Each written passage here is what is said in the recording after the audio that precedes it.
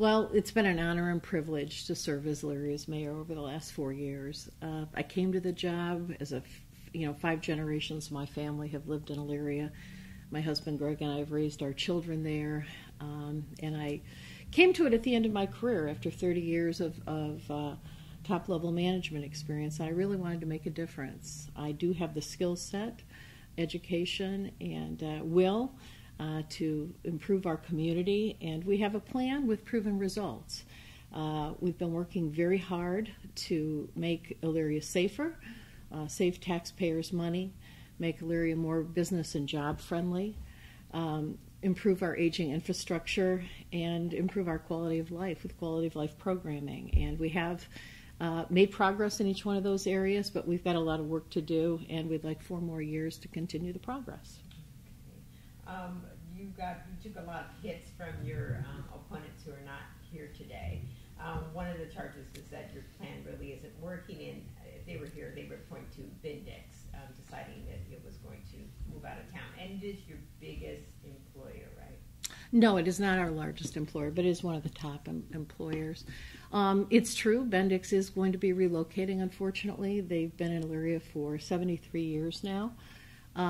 But the city of Elyria responded very aggressively with a proposal to Bendix to try to keep them. We actually presented a proposal that would reduce their building costs from $60 million to $13 million. We worked collaboratively with the county and the state of Ohio and our Port Authority, and really did provide the best possible offer that we could.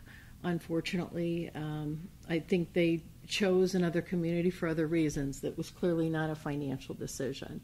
I know that they expressed to us a concern about being in a community, perhaps a more affluent community, that would help them attract the type of professional engineers that they were looking for. The community they chose has a different demographic than Elyria, but I would argue that Elyria is still a global manufacturing mecca, and we are transforming to more advanced manufacturing. It is a predominant employment category in our community, and we have some companies that are actually doing very well. We have Elyria has its first economic development plan. We did not have one before my administration. And we are making up for the fact that we didn't have one. Those types of, to grow the tax base doesn't happen overnight. But we have put in place new job retention and expansion incentives. We have a new job creation opportunity credit. We have a new revolving loan fund. We have a new agreement with the National Development Council for gap financing for businesses. We've relaxed our design review guidelines to help businesses who want to expand or relocate in Elyria. We've created a new community improvement corporation that can help with financing with our businesses. We've secured grant-funded business district redevelopment plans, so we've done the city's first market analysis to kind of establish our niche for our commercial areas in Elyria. And we're working with outside investors to improve some of these targeted areas. So, for example, we're in the process of a major downtown revitalization project, as well as major improvements in the Midway area and Cleveland Street. In terms of our industrial base, our economic development plan does address our industrial base in many ways. One of the first things we've been doing is trying to assess from our major manufacturers if there are barriers for their expansion. And for example, we've responded in the Taylor Street area by replacing water lines, improving pressure so that it can actually... obviously what you heard the most about, water pressure. That's one of the areas, yes. So, it's not all gloom and doom. In fact, it takes time for new economic development plan and incentives to take place, but they are taking hold. Elyria has actually, in the last 18 months, seen job growth. 350 jobs have been grown. It includes growth in 7 manufacturing companies. Either we've actually attracted a few new companies, and we've seen some existing companies expand, and we've seen some small businesses relocate in Elyria. So we are replacing some of those lost jobs, and I'm very hopeful that with our new economic development plan and incentives and a real focus on growing our tax base that we'll continue to do that. Does the departure of Bendix suggest, and the reasons that you suspect, suggest that you need to make Elyria maybe a hipper place, a place that attracts young professionals to live? Absolutely, and that's one of the reasons that we're really working on our downtown. Quality of life does matter to companies, and we want Elyria to be a place that actually attracts young professionals, and one way to do that is our downtown revitalization plan. So we've actually identified areas where we think we have a niche. There are some recommendations in our plan. We actually received a grant from the Northeast Ohio Area Coordinating Agency to do this market analysis. And it identified areas of potential growth in the Midway, downtown, and Cleveland Street areas with recommendations. In the downtown area in particular, there were recommendations related to potential growth areas in housing. We do have some housing in downtown, but there is potential for between 30 and 50 new, quote, luxury loft apartments in our second floor stories of some of our buildings. There's some recommendations in there about changing our traffic flow. We have some one-way streets that might be more conducive to business as two-way streets, so we're in the process of looking at the infrastructure in our downtown. And we've actually been able to attract some investment in our downtown, so you're going to see some almost immediate changes. We have a new downtown growth partnership, and we have about 20 organizations who've joined, and basically what they're doing is they're using the lens to say, as we make decisions for our organization with our limited resources, if there's a way to help downtown, we're going to choose downtown. So, for example, we're working with a number of different organizations. University Hospitals is in downtown Elyria. Lorraine County Community College is part of the conversation. Lorraine County Metro Parks, our library system, and a number of businesses. They are part of this conversation. And we've also created a new Elyria Growth Fund to help with gap financing for some of these projects. We have an investor who's purchased 4 of the most challenged properties in downtown Elyria, and there are plans right now to reopen a restaurant and another entertainment area, and we're working with him on historic preservation tax credits, new market tax credits, and some other things. But we have a new law office going up in downtown Elyria, brand new building. We have McDonald's is going to be replacing itself, moving down the street on Broad Street a little bit, so you're going to see major changes on Broad Street. We have these 4 most challenged buildings that have actually been purchased and are being renovated, and they will be leased. We're also working with some of our partners to try to bring a food hub to downtown Elyria. And as you know, Lorraine County is a major agricultural county as well as an urban core, which makes it a little bit unique. And so we're working with some institutional partners, including the Lorraine County Urban League, because we think it's a workforce development option. But hopefully within the next 24 months, you'll see a permanent farmers market, some food processing, because our farmers need access to equipment for food processing, some restaurant incubator space, and then finally food distribution. And we see some real potential in terms of trying to create some workforce opportunities, especially for residents in the downtown area.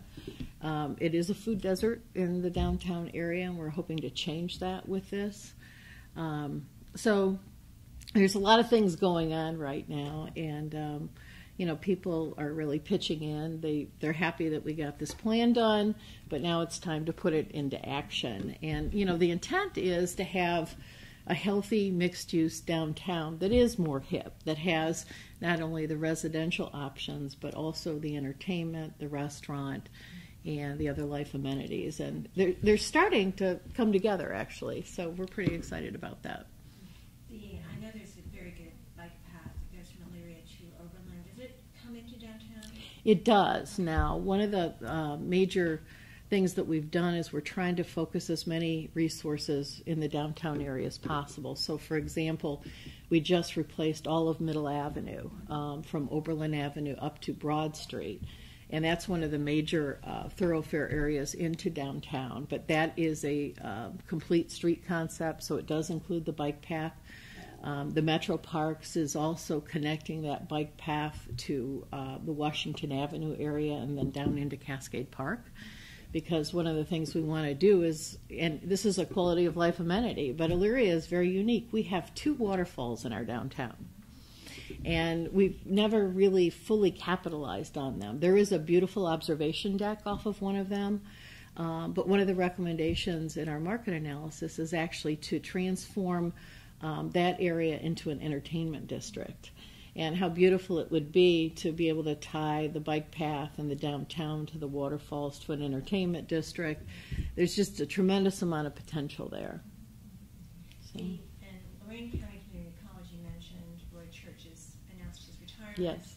He's going to come in to talk to us. We wanted to focus on the college's role as an incubator, as a generator of economic development opportunities for Lorraine County and for the region more broadly. Now, is LCCC's main campus in Elyria, or is it just right over your border? No, it's actually in Elyria. It is in Elyria. So, what role has the college played in your efforts at revitalization? Sure. Actually, I just had a meeting with Dr. Church this morning. So, Exit interviews. well, no, actually, I'd requested a meeting with him because we've asked the college to join our Downtown Growth Partnership, and we were actually discussing how the college might be able to work with us both on our food hub project, and also they have some unique needs as well. They are attracting a number of students from other countries through their university partnership program, and I've expressed an interest to try to attract those students to residential living in our downtown area. We would love to see that happen. I think the infusion of immigrants into our downtown would be very healthy for our community. These are individuals who are seeking education. They are looking to improve their lives, and we would love to have them locate, young people with those aspirations, locate in and around our downtown to help make it more vital. And speaking a little bit more about downtown, I know that when Cleveland was trying to revitalize its downtown, it had a number of, it kind of put out there what the number of residents it wanted. How many residents do you have there now, and what would be kind of your golden number to boost your downtown? Well, the one really interesting number about our downtown is that in the urban core where we've kind of drawn this artificial line of improvement, it is largely commercial. There is some residential there, but there are feeder streets, some to the north that are more affluent, some to the south that are struggling a little bit more, and then if you go in the other direction, they're business districts. But the interesting number about downtown is that we have almost 16,000 people in it during the day. And what happens at 4:30 at night is they all go away. And so we're looking at ways to try to not only retain the people who are already coming downtown. Remember, we're a major government center. We're the county seat. So you not only have City Hall and Municipal Court, but you have the Lorraine County Administration Building, the Justice Center, Elyria High School's right down the street, university hospitals, our library system, and we've got lots of professionals, like there's a lot of attorneys' offices and others. Did UH take over the hospital that was right outside? Yes. Oh, okay. Mm-hmm. Okay. Yes. Mm-hmm. So, and what can you do to retain those workers and keep them partying and enjoying themselves in downtown after 5 o'clock or something like that? Well, we have to have things for people to enjoy, obviously. So I think that's part of, a healthy mixed-use strategy. It's part of the solution, but it's not all of the solution.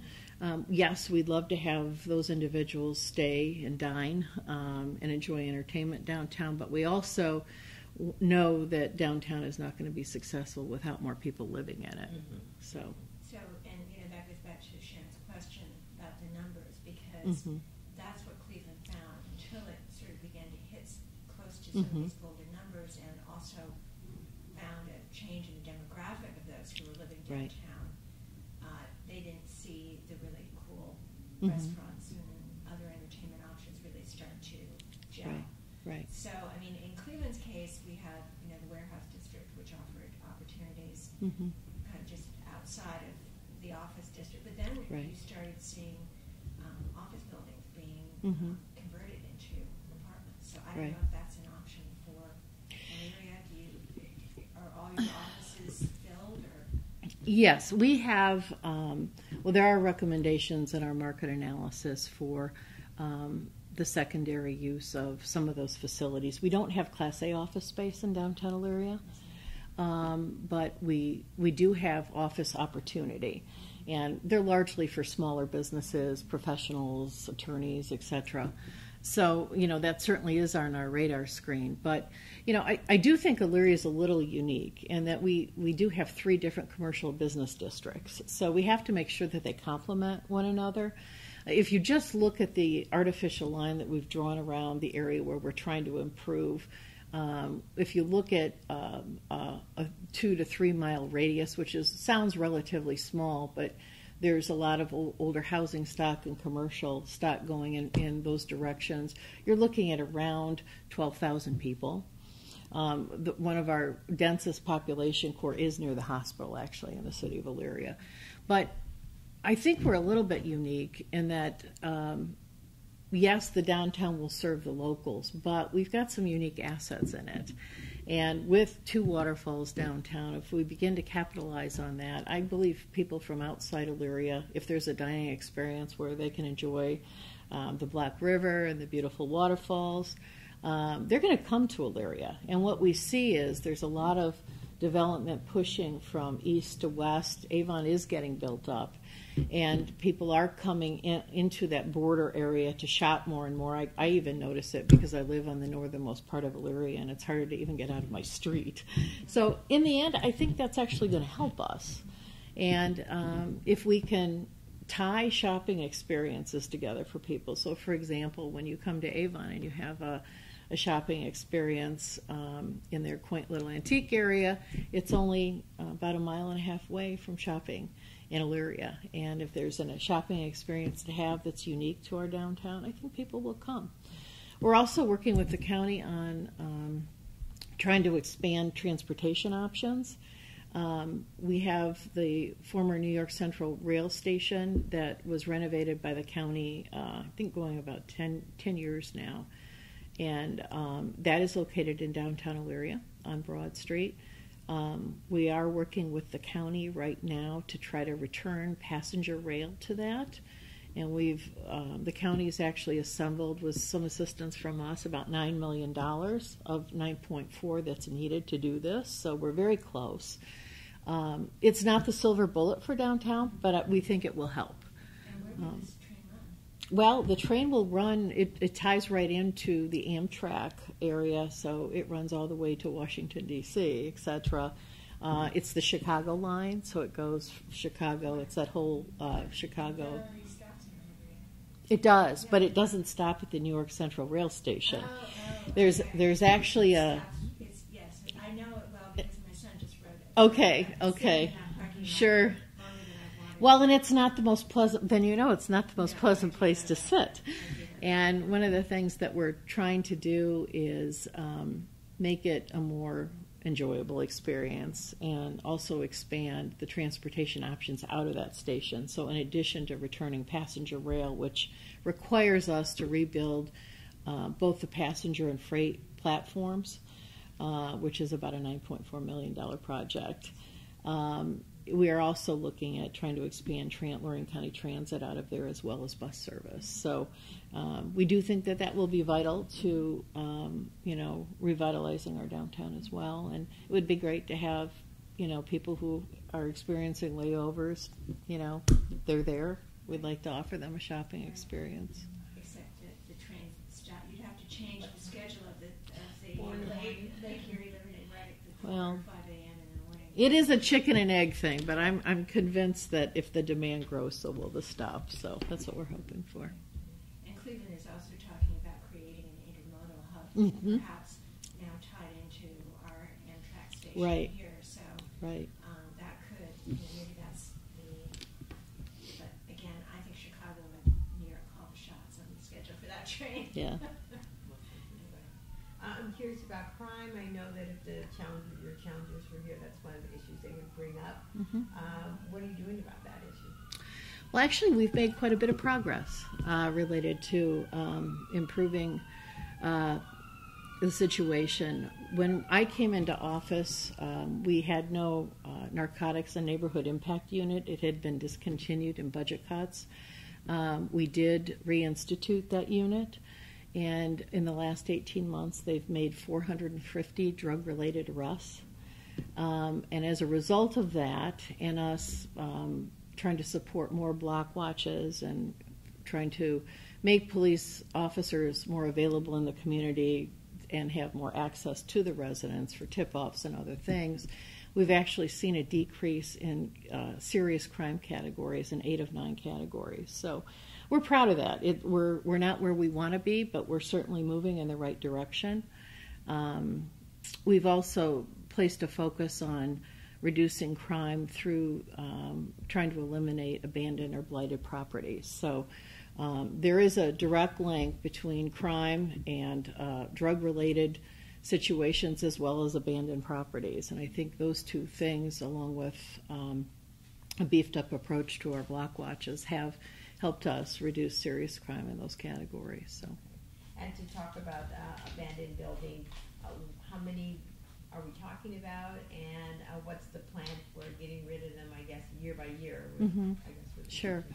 Well, the city of Elyria has taken advantage of the money flowing through the Attorney General's office in the mortgage settlement case. So we're working with our county land bank, but we also have a neighborhood stabilization program where we have monies available. So in the last 2.5 years, we've taken down 177 abandoned and blighted properties. By the end of the year, we'll take down another 40. So I do think that and our police officers will also tell you that they think that has actually helped us reduce crime as well. It's, we don't like to take down people's houses, and we don't like to leave holes in neighborhoods, but there are circumstances, especially in an older town like Elyria. We're about ready to celebrate our 200th birthday, and there's a lot of older homes, and when we can save them, we do try to save them through our neighborhood stabilization program, rehabilitate them. But when we can't, we have demolished them. Some of the lots that we control through the NSP program, we've provided to Habitat for Humanity. We have 13 community gardens right now on some of them.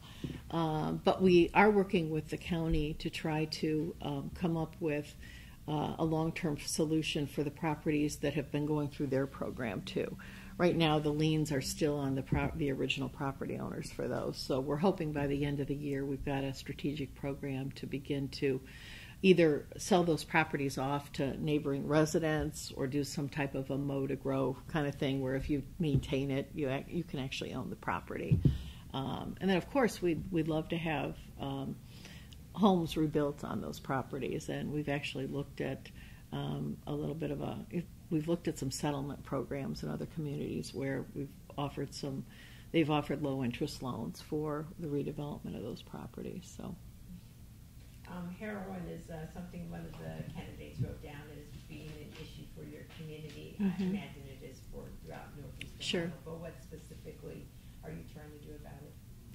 Well, again, I think it is a significant problem all over Northeast Ohio. We have, again, reinstituted the Narcotics and Neighborhood Impact Unit, so that is the reactive response to it. The more proactive response is our health department in Lorain County were actually the pilot program in the state of Ohio for Narcan. And so we did pilot that. Yeah. We did pilot that program, and it was so successful that it was expanded across the state of Ohio. And just so people don't know, this is a drug that if you suffer an overdose can help bring you back. Yes, yes. Now doesn't address the root cause of the problem, but it is a step in terms of saving lives. What we've been doing is actually our health district has been working very proactively with some of the other organizations that address these issues in the county and university hospitals, and we've hosted a number of forums trying to educate the public about the real dilemma that we have in our community and trying to be proactive. I wanted to ask you about the status of the road construction around the mall. Sure. I know that's still, Right. ongoing. Right. I mean, do you have a projected date when that will be completed, and is it yielding any benefits in terms of repopulating that retail area? Sure. Well, the answer is yes and yes. We lobbied very hard to move that project up.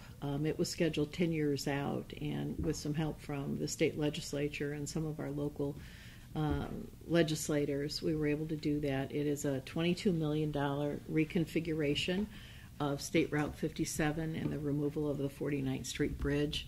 It was designed to actually improve one of the highest crash areas in the state of Ohio. That's really why it was on ODOT's radar screen. But at the local level, there were obviously some other benefits that we wanted to pursue. By eliminating that bridge, we're actually opening up about 140 acres of undeveloped property. And in a city like Elyria, where we're 200 years old and we're largely built up, having pristine property like that at a highway nexus where you have the intersection of the Ohio Turnpike and Route 57 and I-90 is very valuable property. Right. So we're excited about that. We are already seeing it improving the access to the Midway Mall area and some of those commercial areas adjacent to the mall. And yes, some things are starting to bubble up. So we have, for example, there is a new Courtyard by Marriott hotel being built next to our cinemas out there, and that's visible off of the Ohio Turnpike. We have the former Mountain Jacks property was just recently donated to the city's new Community Improvement Corporation, and we are going to be issuing an RFP shortly to try to attract a sports bar there to serve the restaurants that are popping up. We have a new Hampton Inn out there as well. We do have another developer who is actually going to be building another restaurant in that area. It's part of the easement that was created from the project. And there's quite a bit of real estate speculation out there right now, which is very interesting. There's been a lot of rumors, and some of them have not been true. Others have been, but it seems to be organically bubbling up, which I think is a very good sign for that area. The one thing that we know is that we knew it was going to bubble up somewhat, and it will probably take less public gap financing to shape that area, but our market analysis and redevelopment plan did address that area as well. And some of the recommendations for that area were to begin to shrink some of the commercial property out there. We are over-commercialized in some areas, especially in that Market Square area across from Midway Mall. There's a vacant Walmart building over there right now, as well as some other commercial properties. And the recommendation in this report is actually to try to transform that Walmart building into mixed-use residential, because it backs up to the metro parks. And it's really actually a very beautiful piece of property. And to be able to locate individuals who are living in that area would certainly help the mall area and actually allow us to capitalize on that metro parks area right across the street. So right now when you drive through it, it's kind of depressing. Yes, it is. Yes, it is. But once we get the Midway project completed, and the completion date on that is scheduled for late spring of next year. So once we get that done, we'll be in a position to market that property. We actually did offer that property to Bendix, but it didn't fit within their timetable. And see what we can do with it. So, and some of your candidates who are here, they would say, that they were better at, one's a retired contractor, so I'm sure he'd argue that he has all this property expertise. A community activist who might say he's more in touch with the community. Going up up against those kind of candidates, what do you think makes you the stronger candidate in this race? Well, I think that, the heartening thing is that we have people who want to participate in the race, and I'm hopeful that that will help get people out to vote, because we see a lot of voter apathy, not only in our community but all over the place. So I think it's healthy that people are participating, and I think it certainly does help, even as mayor, help you become more aware of the issues that are important to people. So I listen to the dialogues that are kind of inspired by the other candidates, and it's been a good experience for me just to have, the competition overall. In terms of why I think I'm the better, is that the question? Why I think I'm the better candidate? Mm-hmm. I do have 30 years of management experience. I've worked in large public organizations, and the work is not that much. Cities are complex, but the actual work is not that much different. And I do think I have some skills to lend in terms of the, saving taxpayers money. We've put in place a lot of efficiencies in terms of rebidding contracts, reducing longevity, joining energy cooperatives, controlling sick leave and overtime, automating systems. Those are operational things that we're strong at. But then also, we've certainly made some inroads in some of these strategic areas like safety, and, having a development background is important to knowing how to put forth a sustainable strategy to help us, grow businesses and jobs. And I think we've put a strong foundation in place. We're in the middle of $46 million of infrastructure improvements, and we'd really like to finish those. They're important. We're in the middle of trying to revitalize our downtown and our Midway area, and that strategy is already underway. And so all of those things are in process. We've got, proven results on each one of those areas, and we're very hopeful that we'll have an opportunity to continue what we started. Okay. Chalene Mudd is here. Thank you. Thanks for coming. Thank you for having me. You're write-in. Are you a write-in? Yes, I am a write-in candidate. Okay. I'm going to start from the beginning a little bit. And just to say that, unfortunately, we're really kind of getting close to the end of the end. I understand. Unfortunate. Yeah, and so. I did want to hear, though, why did you throw your hat in the race? Well, I saw that I would be beneficial for the community. I have plans that do coincide somewhat with Miss Brinda's plans. They do vary a bit, but my theory was that there were things that I wanted to see implemented that I felt that I was best to implement. All right. It was pretty simple. It wasn't so much that I was running against any candidate as it was I was just running for the ideas and the concepts that I wanted to implement for the city. Okay. Can you give us an example, one or two of those? As I said, we do have a similar concept of the revamping downtown Elyria. I do think that that's very important. I don't see completely eye to eye on the process of the infrastructure that has been done, but I do agree that infrastructure is very important. And, it has been done, and I feel that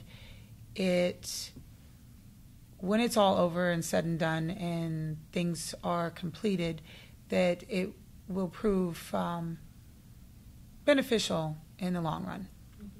Mm-hmm. I don't think that we have too far off ideas of some of the things that need to be restructured in the city of Elyria. Mine differs a little bit because I'm more community-based. I believe that a lot of the fault in our system and our structure is within our community and the need to rebuild our community structure. As I'm sure that Ms. Brinda has said, one of the main focuses needs to be economic growth and development. We need to absolutely bring new jobs, new businesses, and eventually bringing in new industry. I'm working towards bringing in new upgraded technology, and I think that if we build on bringing things that are more high-tech and more new wave, then I think that we will have a better opportunity of regrowth based off of the fact that we have so many up-and-coming young people that are studying for those types of jobs. I feel like getting in to something more state-of-the-art would be more beneficial for us. Can I interrupt, because Yes. you didn't submit a candidate data form that we had sent Oh, I you. sent it online. I apologize. I thought that I emailed You it. sent us an email with some Oh, okay. biographical information, but you didn't answer everything I apologize. in the questionnaire. How long have you lived in Elyria? With the exception of a couple of years, my whole life. Okay. So a couple of years. So is- probably 37 years. Okay. Mhm. And you kind of have a little bit checkered past in terms of you have some misdemeanors and things like that. Yes, I do. I think when I took a look at some comments, people were like, well, why should I vote for someone who has had trouble with the law before and would now be, leading a city? What do you say to those Understandably. questions? I say that although I don't like to replace blame, I will say that with regard to my record, I fell victim to a circumstance of going through a very messy, very abusive divorce, and I was put in a position where, as with anything else that you deal with within a marriage, you share joint responsibility for it, whether you were a partaker or not. I did pay dues to that. I did take care of paying for the responsibility, whether I owned it or not. I did pay back everything that was owed on the indiscretions of my ex-husband. And that was for the welfare Yes. situation we're talking about. Yes. As far as possession of marijuana charge, there's not a whole lot I can say about that other than it just maybe wasn't the best decision. I do have an assault charge. I was protecting a child from a predator, and I can't say that if I was in the same position I wouldn't do it again, because I probably would. I feel that those that can't defend themselves should not be left open and subjected to being abused. And when you reach out to abuse me, I'm going to defend myself and protect myself. I do have carrying a concealed weapon. That was not a gun. It was a knife. It was a collector's item that was in my car when I was moving.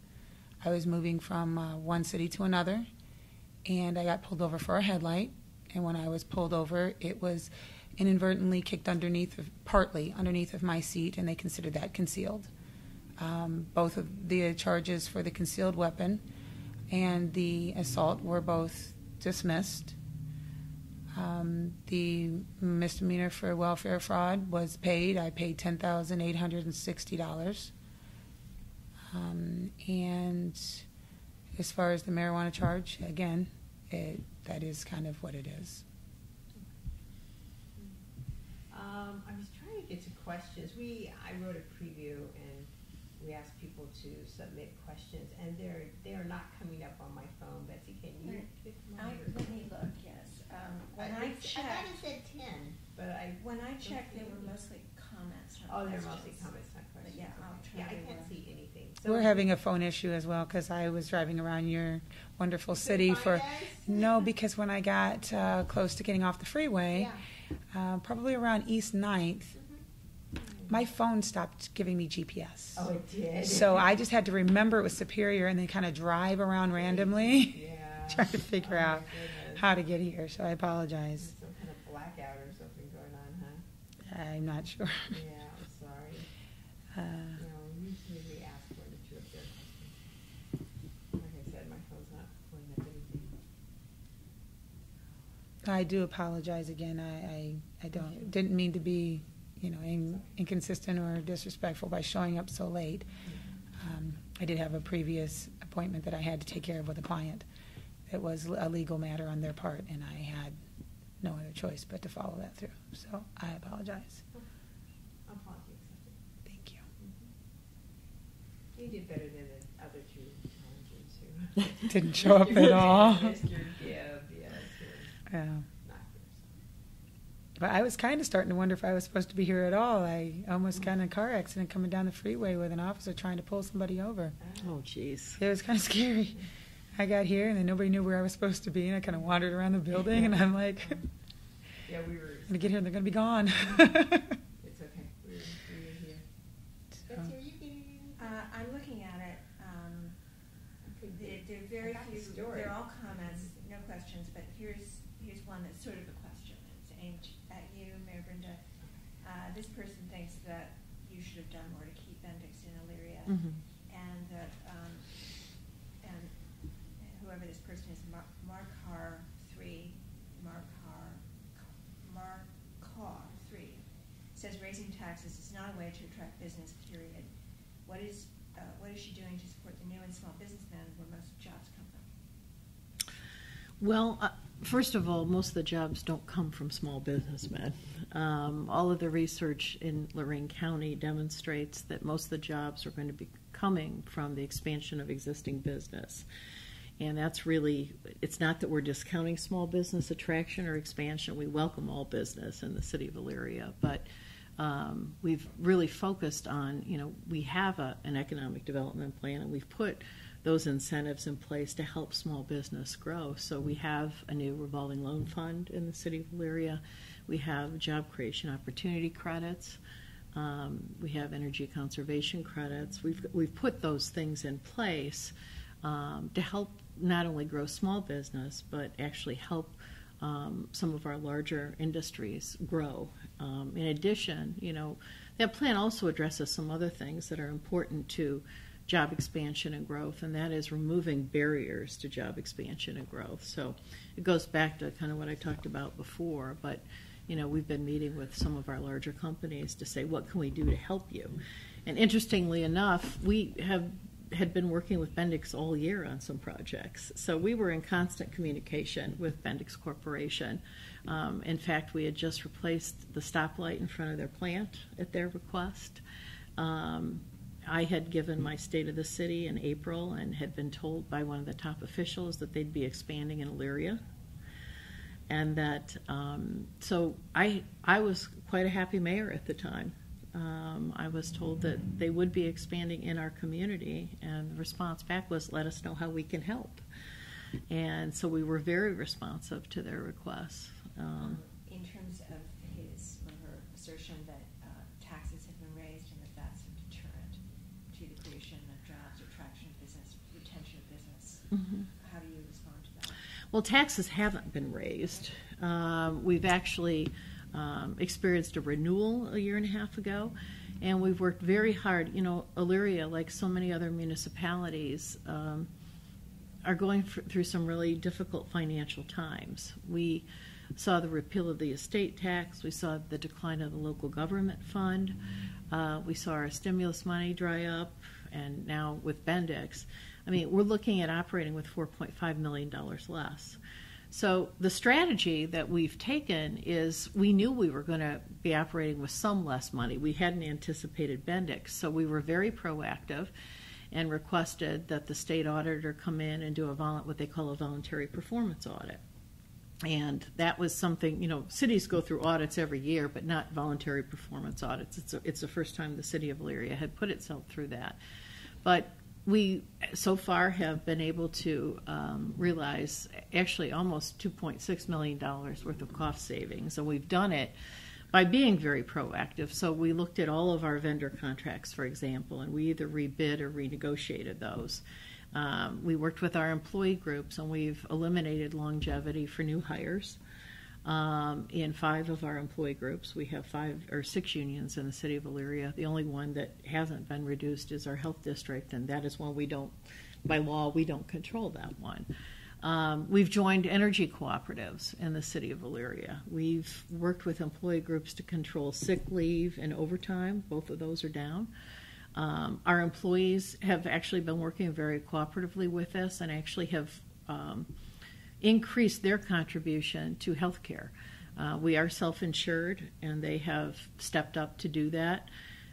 We've consolidated departments. We've automated systems to save money. And unfortunately, even with all of these savings, we've made up about half of what we've lost. And we're still trying to deliver the quality services, but with significantly less money. So people in Elyria really have to decide what level of service they want. We do have some limitations. Right now, for example, we have a 20 mile radius city, and we have 3 employees in the city of Elyria employed to take care of all of our cemeteries and all the grass in the city. I mean, we were forced to reduce 50 personnel in January of this year, and 32 of those positions are full-time equivalent positions. So the city of Elyria's workforce is smaller than it has been in many, many years, and we've been very conservative. We've been very fiscally responsible. But there are some outside factors that have contributed to our loss of revenue, and right now, City Council and my administration are having a conversation about whether or not we think we need a tax increase, and every single elected official in the City of Elyria's answer has been yes. It's actually the first time in maybe a 20-year history where we've actually had every City Council person say that we've done all we can. We need to come back and ask for an increase. So the debate right now within the community is how to frame that issue. Nobody likes to talk about additional taxes. I don't. And one of the things we were trying to do with this cost savings is not have to be able to do that. But if people do want the quality of services that they're expecting, in addition, because we've been working with far less money, so many things have been put on hold. We have over $20 million of capital equipment needs in the city of Elyria. And when I did a recent calculation of the requirements, we've been working with our department heads. If we look at everything we really need in the city of Elyria and we addressed all of it, we would be looking at the need to generate about $7.2 million of additional revenue over the next 5 years to be able to address those issues. Now, that equates into a little bit more than a 0.5% income tax increase. And how viable that is, I don't know. I mean, that's the conversation that's going on right now in our community. It's one thing to say, don't raise taxes, but you can't have a police department that doesn't have drivable vehicles, and you can't, plow the snow if you don't have snow plows that work, that are in service. I think the average age of most of our vehicles is over 12 years old. Ms. Mudd, what's your view about the need of a tax increase Yes. and whether the city's done all it can costs? Well, what I would like to say is I do agree with a lot of what it is that Ms. Brinda just said. We are in a very large need within our city as far as our service workers, as far as our departments. We are in a great need. They are needing quite a bit. Our city is needing quite a bit. Our citizens are needing quite a bit. Across the board, the city of Elyria is needing a lot. I do agree with the fact that we do have to come up with some kind of resource. I am not opposed to discussing a tax. The issue is this. We have to first let the citizens really understand why we need a tax. We have to let them know what the real needs are so that they understand it's not just so that we can get raises for the employees of the city. They need to understand that in order for us to pull them out of a hole, we first have to get out of a hole as a whole in the city. Okay, so I do agree with that. I do agree with the tax, but I also agree that if we have more transparency and we involve the city back into why we need to include a tax, they would be more interested in giving back, which goes back to my main focus, again, is community. Bringing back unity into the community and letting people understand what is going on. Letting them be invested into the city changes the entire perspective of what they are willing to put back, give back, and pass as far as a tax incentive goes. I do want to just reiterate just briefly, if I can, about the issue of Bendix leaving. I know the city did offer Bendix a really good opportunity that would have saved them millions of dollars to stay. And they still chose to leave. They still chose to leave even though it was going to cost them more to leave. Again, the issue is not that the offer was not on the table. The offer is we're not addressing the issues that really need to be addressed, which is in the community. No business, no industry, no one wants to be where there's no community. What business wants to be where there's no community, where there's no one there to shop?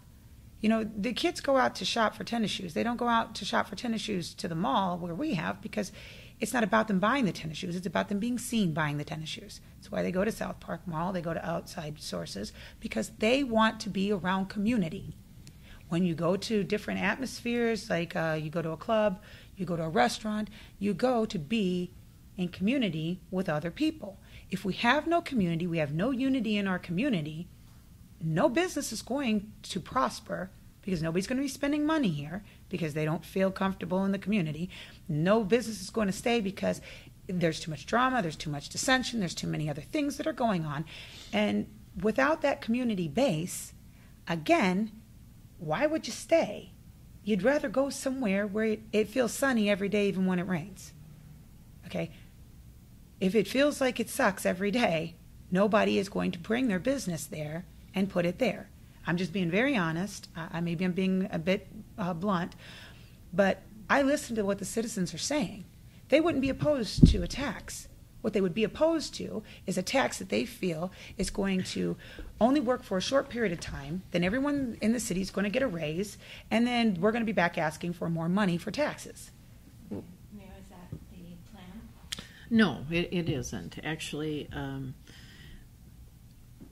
for the most part, a third of our collective bargaining members have actually adopted a voluntary wage freeze, and have worked with us again on trying to be very fiscally conservative and responsible. Without their cooperation, we could not have reduced longevity or controlled sick leave or overtime or increased their contribution to healthcare costs. So, you know, there is a cooperative spirit and I think a practical spirit within the city about how we're addressing some of these financial issues. There are huge capital needs, as I stated earlier. And at some point, yes, the city's going to have to address cost of living, just like any other organization does. But I think overall, you know, we are trying to communicate publicly and be very transparent about it. That's one of the reasons we're having the public debate during these council meetings, is that, you know, I do have a mayor's night in every month, and the public is invited to participate in that. We talk about these things. City Council made a concerted effort to begin this conversation early so people would have an opportunity to contribute to the conversation. But if I understood Ms. Mudd, what she is expressing is this view that an increased tax would simply just continue business as usual and would not be applied toward trying to transform the community in a way that would maybe keep the next, you know, Bendix type company from wanting to go to a community that they perceived as more affluent and vibrant. Well, I think one of the conversations were obviously a tax increase would go to replace some of the core city services that are currently not being delivered right now because we just don't have the revenue to do it. But we do want to be innovative, and that is right now our downtown revitalization and many of our infrastructure improvements are happening because of a very aggressive grant approach, federal and state money, but that can't sustain everything. And so one of the conversations we're having right now in council is, what is that money going to be used for, and how can it be most transformational? So, but again, I just want to say that is accurate, that the forums have been opened up to the community. But with 54,000 people, and we have 20 people that come from the community into the meetings, the transparency, it exists in the sense that it is open for you to come in. But if we're not building, again, as I say, into the community and bringing the community's interest back in, bringing the community back into a place where they feel invested in the city, we're still going to only have 20 people at meetings, city council meeting or any other meeting. If we only have 20 or 30 people out of 54,000, it's still not getting out. We're still not getting the word out. The citizens still are not feeling any different. And regardless as to what it is the intentions are, and I'm not saying that the city's intentions are not good, and I'm not saying that city council is not on board to try to make those things happen so that it is transparent and that we do have a very definitive plan for the money. I just sat and listened to a very definitive plan a few days ago. And as I said, under those guises, I do agree with that. But in order to get it to happen, we have to bring back the community and the people involved in the community back into these decisions. And if we don't, nothing's going to happen. We're going to stay stagnant. I do have to apologize. I have a conference call in 3 minutes. I have to go to 10. Do you want to turn this up? And do you know how to turn up the camera? It's just this button right here. Just hit that button right here. That button right here. Don't hit it now. The red. Okay, just hit the red button. It was very nice to meet you. Okay, it's nice to meet you. Nice to see you. I have like one last question for you guys, and that'll be it. And I'll start with you, Ms. Brinda. You're standing on my porch, and you're trying to convince me to vote for you. Why should I vote for you? I have the experience, education, knowledge, and skills to move Elyria forward. We have a vision, a plan, and proven results that are beginning to work, and we'd like 4 more years to fully implement them. We have already implemented almost $2.5 million of cost savings as a result of a performance audit. We'd like to continue to implement some of those initiatives. We are making Elyria safer. We're making inroads as it relates to reducing serious crime, already reducing 8 of 9 categories. We are going to be working to continue that reduction of crime with our Elyria Police Department and expanding community policing. We have a new economic development plan to help Elyria become more business friendly and job friendly, and it needs time to be implemented. We're in the middle of major improvement projects, especially to revitalize our downtown with the new Elyria Growth Partnership. And I do believe that the mechanisms that we have in place are going to be successful, and it's going to take at least 4 more years to see the results of that. But we're already seeing some of the results of that. We'd like to see that continue. We're in the middle of $46 million of infrastructure improvements in the city of Elyria, some of which include the Midway Mall reconfiguration that will continue into next year. The Middle Avenue construction is going to be completed in the spring as well. We're about to start 3rd Street reconstruction, which is a major project. And something we haven't talked about is, for the first time in Elyria's history, we are addressing the requirements in our consent decree for addressing storm and sanitary sewer systems in our city, which is very important because That's an EPA mandate. It's an EPA mandate that's existed since the 80s, but we are beginning to address it because we think addressing people's flooding issues is important, and we think the environment is important. In addition, I do agree that quality of life programming is important, and we've worked very hard to create partnerships to be able to create some synergy in our community, even with limited resources. So, for example, we have a new 50-year lease agreement with Lorraine County Metro Parks, and we're improving Cascade and Eelywood Parks with that. We've been able to bring 11 nonprofits together in the city to offer youth programming, so we do free summer camps for kids again. We've been able to reinstitute summer concerts, the Holiday Lights program. We've been able to start a new Elyria Arts Council, so we're trying to infuse the arts into our downtown with 20 working artists. There's just a lot of really positive things going on, even with the financial challenges, and we'd like an opportunity to continue them. Okay, great. Chalene? Well, if I was standing on your porch, I would tell you that I am the best candidate because I am involved in the community, and I've been involved in the community daily for the last 4 years. I am educated, and I am well-versed in what goes on in the city. I don't say that I have the experience of being the mayor because I would say that unless you've been the mayor, you don't have that experience. I would say that I know that I have an impeccable work ethic, and I know that I work even when it's shutting down time. I don't mind working harder than anybody to make it happen. I don't mind getting out and getting my hands dirty. I don't mind doing what it takes to make it happen for the citizens, for you. I have no problem with hearing what you have to say and finding a way that I can help to implement what it is that you need. I will say I do have my own economic and development plan.